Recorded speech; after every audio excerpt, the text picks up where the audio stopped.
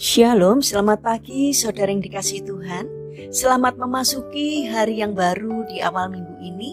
Kiranya saat ini saudara sekalian dalam keadaan baik dan diberkati Tuhan. Sebelum kita mendengarkan firman Tuhan dan renungan, marilah kita berdoa. Tuhan Allah Bapa yang Maha Kasih, kami sungguh bersyukur atas kebaikan dan kemurahan-Mu, karena Engkau Tuhan yang selalu memberkati dan melindungi kami. Sehingga pada pagi hari ini kami semua dalam keadaan baik. Terima kasih Tuhan atas setiap penyertaan-Mu, sehingga kami selalu merasakan pertolongan Tuhan dari hari ke hari. Jika saat ini kami akan mendengarkan firman-Mu, urapilah kami dengan Roh Kudus-Mu, agar kami dapat mengerti dan mempunyai pemahaman yang benar akan apa yang Tuhan sampaikan kepada kami melalui firman-Mu saat ini. Terima kasih Tuhan. Di dalam nama Tuhan Yesus Kristus kami berdoa. Amin. Saudara yang dikasihi Tuhan, bacaan firman Tuhan saat ini diambil dari Injil Lukas pasal 12 ayat 15. Demikian sabda Tuhan. Katanya lagi kepada mereka, berjaga-jagalah dan waspadalah terhadap segala ketamakan, sebab walaupun seorang berlimpah-limpah hartanya, hidupnya tidaklah tergantung daripada kekayaannya itu. Tema renungan saat ini adalah jangan tamak. Saudara yang dikasihi Tuhan, ada sebuah dongeng.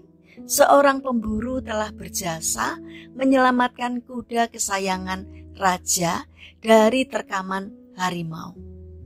Sebagai hadiah, raja memberikan kepadanya hadiah berupa tanah seluas yang bisa ia kelilingi dengan berlari dalam 3 hari. Maka bergegaslah sang pemburu berlari. Siang malam ia berlari tiada henti demi mendapatkan tanah seluas-luasnya. Tidak peduli lapar dan haus, hujan dan terik matahari. Rasanya masih kurang luas, masih kurang luas. Sampai akhirnya tibalah hari ketiga. Sang pemburu jatuh tersungkur lalu mati karena kelelahan. Saudara yang dikasihi Tuhan, begitulah kita kalau terjebak dalam ambisi yang tanpa batas. Kita dipacu untuk terus bekerja dengan teramat keras. Kita didorong untuk menumpuk harta benda dengan tidak kenal lelah, tidak kenal henti. Sampai-sampai bisa lupa keluarga, lupa kesehatan, bahkan juga lupa terhadap Tuhan. Seperti si pemburu yang terus berlari dan berlari demi memenuhi ambisi mendapatkan tanah seluas-luasnya. Sudah mendapat banyak, tetapi masih ingin lebih banyak lagi. Ketika tiba di penghujung jalan, kita baru tersadar betapa sia-sianya semuanya itu. Namun sudah terlambat. Saudara yang terkasih, itulah pesan yang disampaikan Tuhan Yesus dalam perumpamaan tentang orang kaya yang bodoh. Bahwa harta kekayaan sebesar apapun tidaklah bisa kita jadikan sebagai sandaran hidup sepenuhnya dan seutuhnya. Sebab Tuhan bisa memanggil kita kapan saja. Apabila saat itu tiba, selesai jugalah segala urusan kita dengan segala harta benda di dunia ini. Maka penting sekali untuk kita tidak membiarkan diri terjebak dalam pementingan harta benda yang berlebihan. Saudara yang dikasihi Tuhan, marilah kita menyadari seberapa banyak waktu yang selama ini kita pergunakan hanya untuk memuaskan diri kita sendiri dan melupakan Tuhan. Kesibukan kita seringkali itu hanya untuk mengejar materi, prestasi, hidup yang sukses, dan lain-lain. Dan kita melupakan Tuhan, Sang Pemberi waktu itu.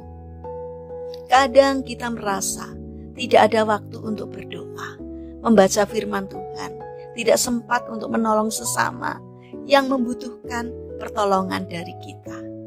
Marilah kita kembali memperbaiki diri. Jangan terlambat supaya kita tidak menyesal. Jangan sampai kita seperti orang kaya yang bodoh. Karena itu carilah harta di surga yang tidak rusak dimakan ngengat karena sifatnya kekal. Mari kita bangun karakter, jangan tamak dan jangan egois, tapi sediakan waktu untuk Tuhan dan juga untuk sesama, agar kita dapat menyatakan kasih Tuhan dan kasih kita kepada sesama secara nyata. Mari kita berdoa.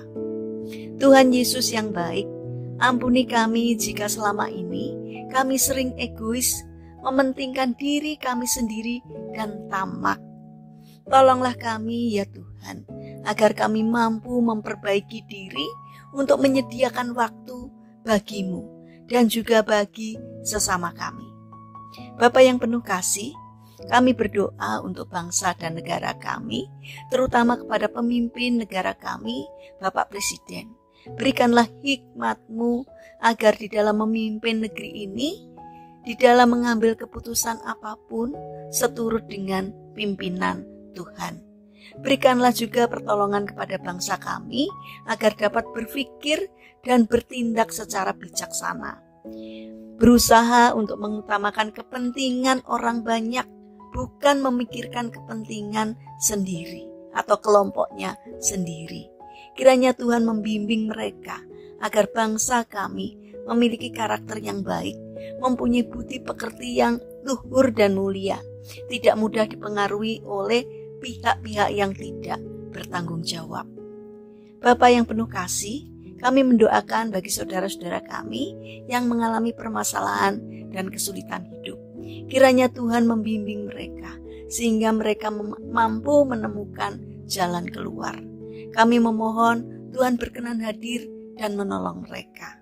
Terima kasih Tuhan. Saat ini kami ingin menyerahkan setiap rencana kami hari ini ke dalam tangan Tuhan. Sertai dan berkati kami setiap karya kami hari ini. Berkati juga mereka yang terbaring sakit. Kiranya Tuhan ulurkan tangan kasih-Mu untuk menjamah, mengangkat sakit penyakitnya, sehingga mereka memperoleh kesembuhan dari Tuhan. Terima kasih Tuhan atas setiap kebaikan dan kemurahan-Mu. Dalam nama Tuhan Yesus Kristus kami berdoa. Amin. Puji Tuhan, saudara yang terkasih, kiranya firman Tuhan dan renungan hari ini dapat menjadi berkat bagi kita semua. Haleluya.